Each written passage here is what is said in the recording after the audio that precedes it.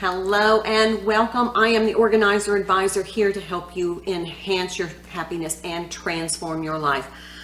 Woo! This is the post-holiday pack up. So I just want to give you some quick tips on packing up your holiday items, and I'm going to give you some suggestions on some things you may want to put into your holiday storage bins that you may not have thought of that are really going to enhance your holiday experience next year. Okay, so let me move my light. Thank you so much for being here. Okay, so Halloween is over. We've had all this fun. Now, this doesn't have to be just Halloween items. This is just holiday items in general. So what we're going to do is our first step in any organizational process is to go gather. So you're going to go gather all of your holiday themed items, but I'm also going to give you some suggestions that dovetail right into that holiday theme. So that's what I'm going to do now. So some things that you may want to think about for your holiday items are do you have holiday DVDs? I know many of us stream now, but some of us older folks,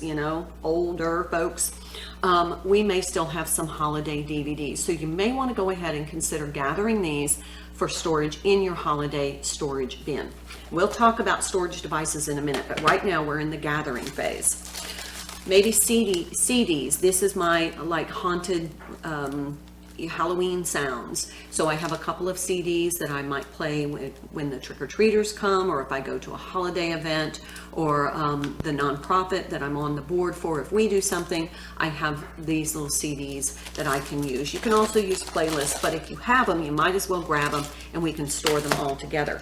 Another thing that you want to consider are maybe some toys or games. Now, I was a teacher for a few decades, and so I like to have holiday relevant games for not only my children, but for my students. So this is called Monster Math, and it's a little dice game. So at the beginning of every month, as part of my monthly preparations, I go get the holiday bin for the holiday that's going to occur during that month. So that gives me an opportunity. These are glow-in-the-dark dice. How fun is that? This is an opportunity to do some fun activities with my grandson. If you have children, nieces, nephews, or you just work with a lot of children, this is a great opportunity to have some of these holiday themed items because they haven't seen it for a while, and it just dovetails nicely into the holidays. Another thing that I like to grab are any kind of stuffed animals that are holiday themed. Like, I'm not going to use this bat any other time of year, but it sure is nice and cuddly and comfy while I'm reading and read aloud to my grandson or any children in your life.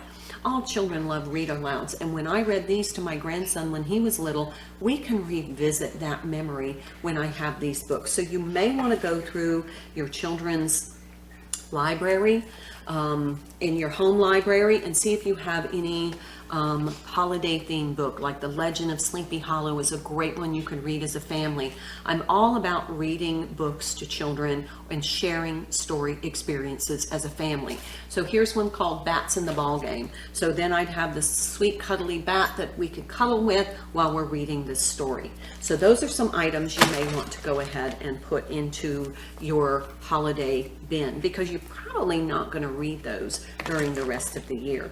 You can also use informational books, like this one is Creepy Creatures. So as they're learning about bats, they can be actually looking at a stuffed animal of a bat, and that way it really cements that learning.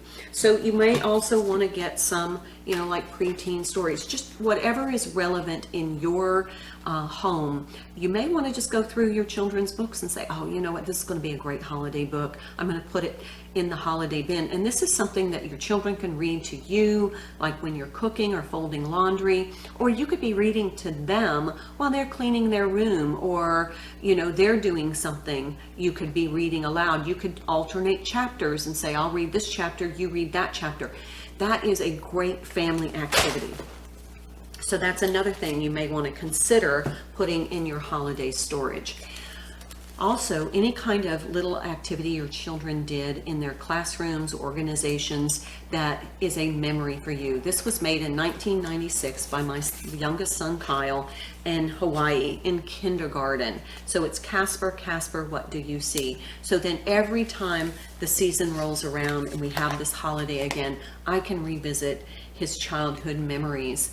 And it's just a really great way for us to be able to kind of share these really tender memories together. Another thing is when we're talking about storybooks, read aloud books. Remember, with all the technology now, we can read aloud to our children via Skype, Zoom, FaceTime.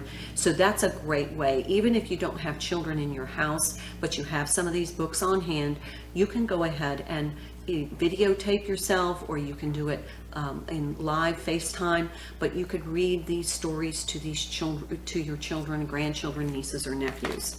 Okay, so we've talked about books for children. Well, what about some of your crafty idea books? So books, magazines that you have that are holiday relevant,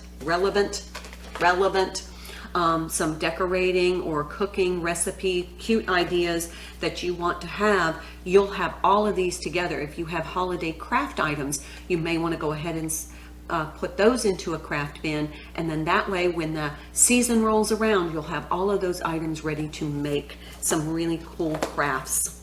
So we talked about CDs, DVDs, books, stuffed animals, toys, even action figures, anything that kind of goes along with that specific holiday theme. Now let's talk about some kitchen items. Not something that you think about often, but like these are Jell-O molds. And this came out when you used to buy Jell-O brand Jell-O, and you would make the little jigglers. This is Monsters Inc., so it's really kind of holiday relevant. And you know, these are also great for soaps. So if you make soaps or you do some little fun things with your kids, you can make them out of plaster and have the kids paint them. It's a really cool idea to have, but if you don't have it with your holiday things, you're probably going to forget that you have it. Another thing is if you have little cupcake liners, or little cookie cutters, or even these little goodie bags. If you've done goodie bags, you have a few left over, go ahead and put those into your holiday storage. That way you don't waste them, but then you have a few that you can make little holiday gifts next year. Another thing that I like to keep in my holiday bin are like anything that goes in my kitchen. Like this is pumpkin carving kits. Unfortunately, I have 2 of them because I forgot that I had them one year, and that's why we keep them in our holiday bin. At the beginning of the month, take the bins down that go to that corresponding holiday that occur in that month, and just go through the stuff. You don't have to pull everything out, but you can just go through and see what you have so that you don't buy multiple items of the same thing. That's what happened here. I have 2 pumpkin carving kits, but I also have little pumpkin carving, character things that go with pumpkins. So I have that. So I kept that from that one year. This is Yoda, of course, very popular. And then that way I know it's in my holiday bin because I only carve pumpkins during the Thanksgiving time. So that's just a suggestion.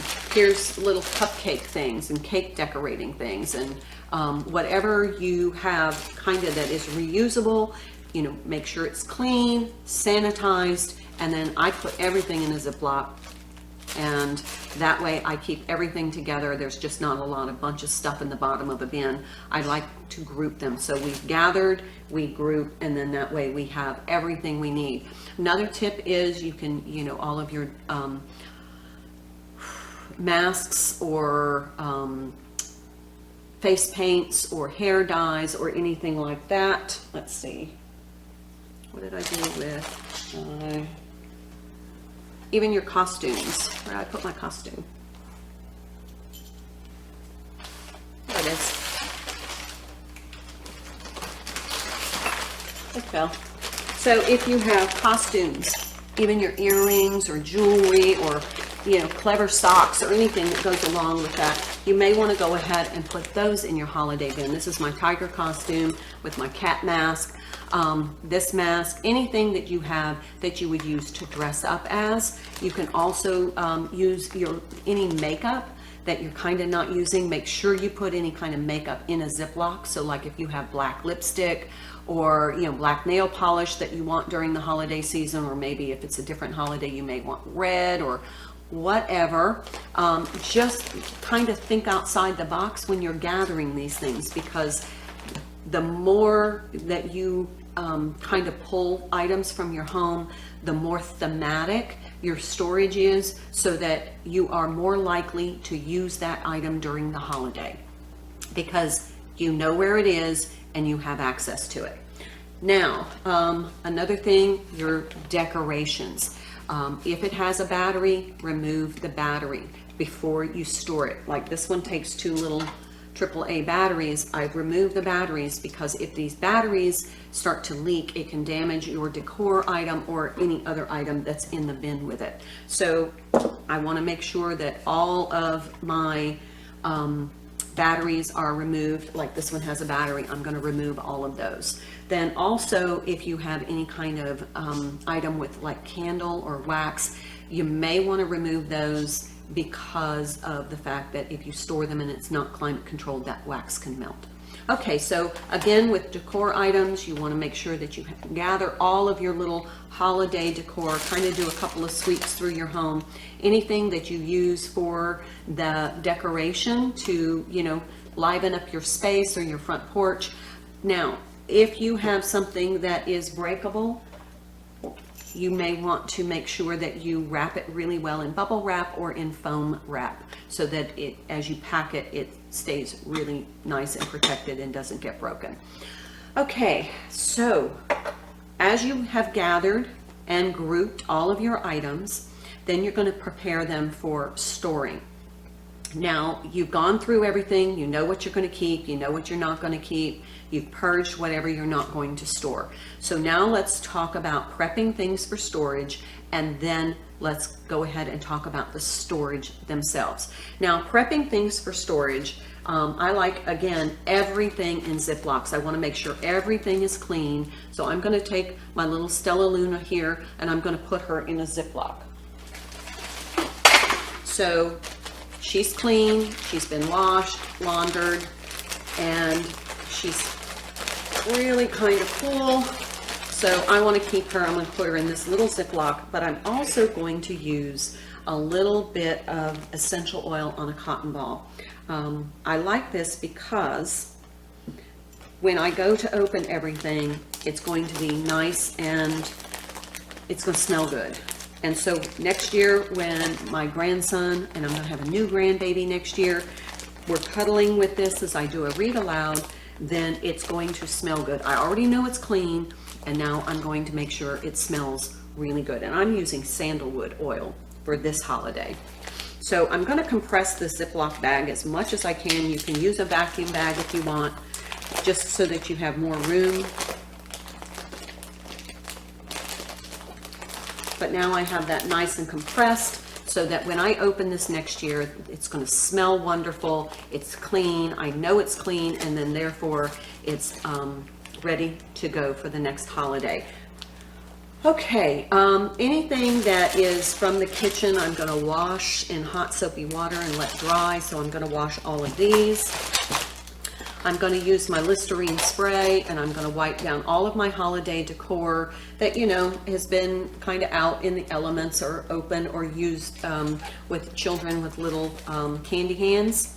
And so I'm just going to make sure everything's clean. I'm just going to use my Listerine spray and a clean cloth. I'm going to wipe down the books because I'm all about making sure things are clean and sanitized. And we all know how important that's been recently, the last couple of years. So I'm going to wipe down everything, and I'm going to make sure everything is in a Ziploc. I even put, the books in Ziplocs. That way, in the case that there is some sort of a event where a roof leaks or the bin leaks or there's water damage, most everything is already protected in the Ziplocs. So we've talked about that with all of our documents, but this is also really relevant to any kind of storage bins. Okay, so we've got everything clean, ready to go into the bin.